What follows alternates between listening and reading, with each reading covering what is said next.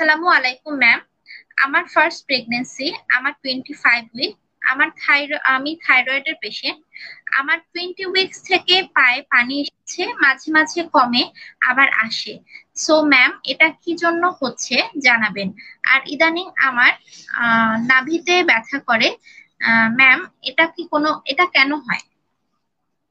আচ্ছা, ওনার দুইটা তাহলে কোয়ারি, একটা হলো থাইরয়েডের ওষুধ উনি খাচ্ছেন, ঠিক আছে, তারপরে ওনার যেটা হচ্ছে যে কন্ট্রোলে আছে উনি বলতে চাচ্ছেন। তো পায়ে পানি আসে যেটা ব্যাপারটা কি, যেটা হলো যদি পায়ে পানি আসতে পারে প্রেগনেন্সিতে, কিন্তু পায়ে পানি আসে, হাঁটাহাঁটি করলে পা পানি আসে, পা অনেকক্ষণ ঝুলিয়ে রাখলে পানি আসে।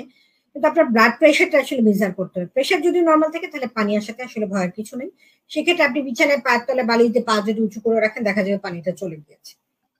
সাধারণত দেখা যায় যে সকালবেলা ঘুম থেকে ওঠার পরে পায়ের মধ্যে পানিটা বেশি আসে। এই জন্য আপনি ওই জিনিসটা আসলে করতে হবে যে আপনার ব্লাড প্রেশারটা মাপতে হবে। স্বাভাবিক থাকলে পায়ে পানি নিয়ে আসলে ভয় পাওয়ার কিছু নেই। আর একটা প্রশ্ন আপনি করছিলেন যে নাভিতে ব্যথা। আচ্ছা, দেখেন প্রেগনেন্সি তো সময় আপনার ক্রমান্বয়ে অ্যাডভান্স হচ্ছে, বাচ্চা সাইজে বাড়ছে, পেটের মাসেল স্ট্রেচ আউট হচ্ছে। সো নাভিটাও কিন্তু টান টান হয়ে সে তার পজিশনটা কিন্তু চেঞ্জ হয়ে যায়।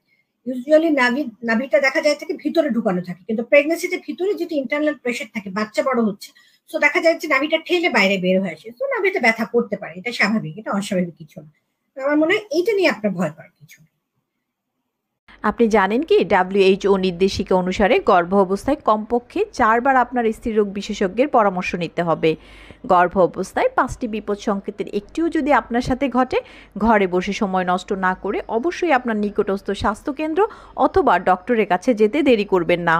শুধুমাত্র জরুরি ক্ষেত্রে ঘরে বসে সময় নষ্ট না করে হোয়াটসঅ্যাপ ভিডিও কলের মাধ্যমে সিনিয়র স্ত্রীরোগ বিশেষজ্ঞের সাথে পরামর্শের জন্য কল করুন 01312178913 এই নাম্বারে।